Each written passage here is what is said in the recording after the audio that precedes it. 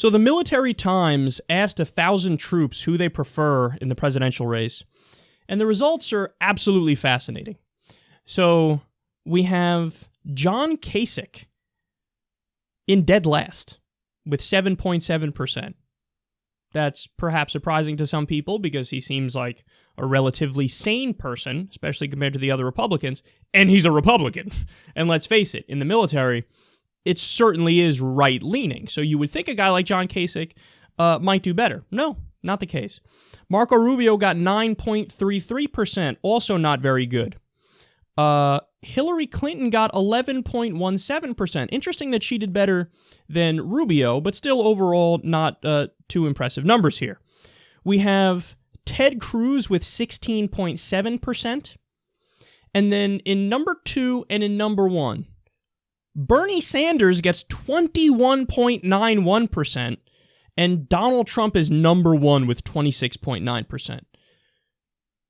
That's incredible. Now, also I should throw out there that other got 6.29%. But what does this tell us here? That Bernie Sanders and Donald Trump were the top 2 in picks from the military. I don't know. There's a lot of things to take away from that and to read into that. So what I would ask the troops is, which Donald Trump are you talking about? Because half the time he says we should get out of the wars overseas, we shouldn't have done the Iraq war, we shouldn't have spent trillions of dollars overseas when we should spend it on infrastructure here at home. He says, Syria, I want nothing to do with Syria. Let Vladimir Putin fight ISIS. I want to get out of there. Is that the Donald Trump that the military supports? Now, honestly, if I had to guess, I would say, yes, that is the Donald Trump they support. But I don't think, and I hope it's not the case, that they support the Donald Trump who says, you know, we need to kill families in the Middle East, the families of the terrorists. So kill civilians in the Middle East. And, you know, hey, the rules of engagement are too strict. We got to not obey them as much. Well, if that's the Donald Trump they support, then we're in a bunch of trouble because, I mean, that's a culture that's rotting from within if that's the version of him that they like. But the reality about Trump is it could be either reason that they like him because, as I've said before, he contradicts himself nonstop, and that might actually be a positive in a Republican primary because that allows the voter to just project onto you whichever thing they want you to believe. So some people in the military might be like, no, yeah, I want to fucking go in there and blow everything up. That's why I like Trump. Other people might be like, I don't know, he said we should get out of Syria. I don't want to be involved in Syria, so I like him for that reason.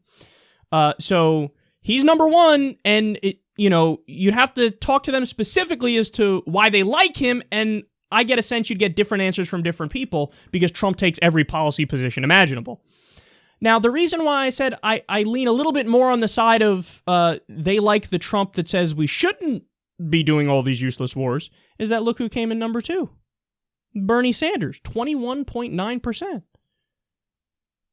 Now, again, this would blow the mind of establishment pundits in the mainstream media and people in the Washington bubble. They'd be like, Bernie Sanders, a socialist? Oh my goodness, the military, they like the socialists.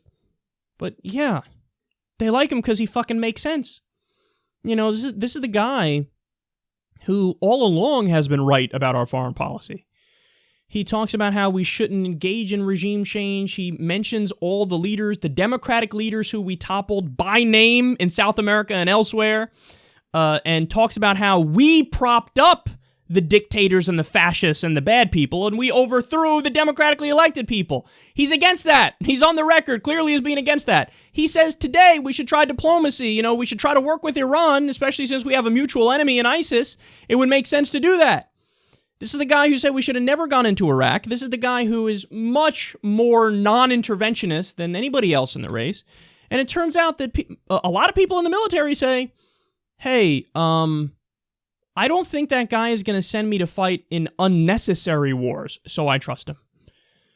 They look at him and they say, I mean, why would I want to die fighting for Raqqa when the official U.S. government position is we don't like Assad, one side in Syria, and we don't even like ISIS and Nusra, obviously, who are the predominant rebel groups in Syria.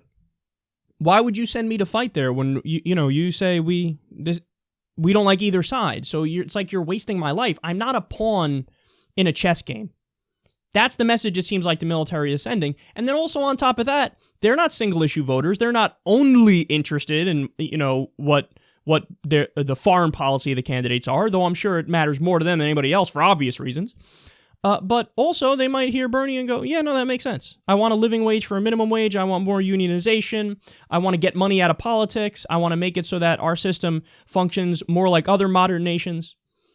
So there's a lot to read into this poll here, but, the results are results that I don't think anybody could have really predicted beforehand. But now we know the military loves Donald Trump and Bernie Sanders.